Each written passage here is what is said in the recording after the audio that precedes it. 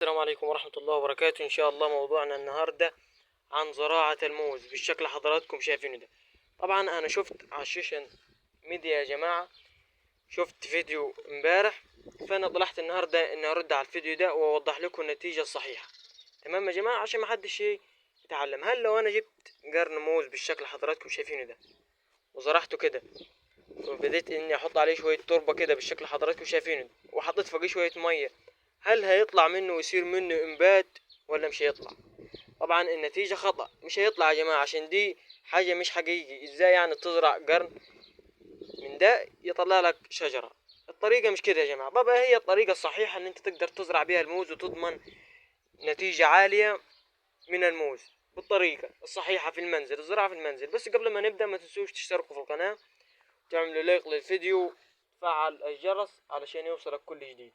وهي الطريقة يا جماعة الصحيحة، انك ما تنفعش تزرع غير بالشكل بشتلة الموز يا جماعة، بالشكل حضراتكم شايفينه ده.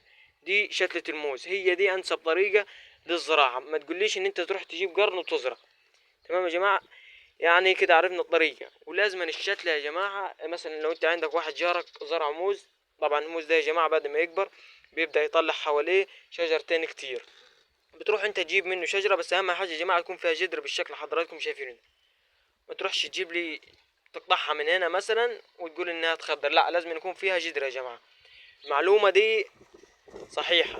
مش تروح تجيب لي موزة وتقول لي ازرعها ويصير منها نمو تخضير. هنزرع دلوقتي مع بعضينا الشتلة دي بالطريقة الصحيحة والمضمونة. انا لسه جايبها دلوقتي يا جماعة من واحد جارنا بالشكل حضراتكم شايفين. دي الشتلة يا جماعة، بس هي طبعا الورق بتاعها مرض شوية عشان لسه جالعها من بدري بالشكل حضراتكم شايفين. وهنبدأ نحط حواليها التربة بالشكل الصحيح. وهنا يا جماعة بعد ما خلصت حطيت التربة حواليها بالشكل حضراتكم شايفينه. دي اصبحت معانا يا جماعة الموزة، وان شاء الله بعد تاني يوم بالظبط هتلاقي الورق بتاعها بدأ يفتح معاك بالشكل حضراتكم شايفينه.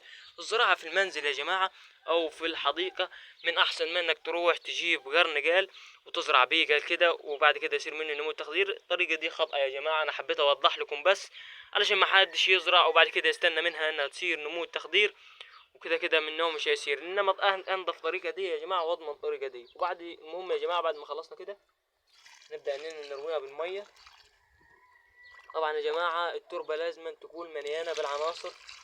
تقول يعني ايه العناصر؟ يعني تبقى فيها كومبست وفضلات الفراخ وحاجات كتيرة. طبعا ده كله انا ضايفه وعامله عندي على القناة انك ازاي تعمل تربة صحيحة وتكون مليانة بالعناصر. تصير ما تنساش تشترك في القناة عشان يوصلك كل جديد عن الزراعة. والزراعة سهلة يا جماعة مع اخوكم هذا بالشكل حضراتكم شايفين ده. هنبدأ نقولها اول مرة يا جماعة عشان طبعا الجدر بتاعها يتمكن وتقدر تزرع فيها حاجة يا جماعة. انا شفت زرع فيها يا جماعة، زرع فيه شكارة بالشكل حضراتكم شايفينه ده. بس اهم حاجة يا جماعة تكون مفتحينها من تحت علشان التسريب بتاع المية. تمام يا جماعة، وما تنسوش برضو تصلوا على النبي.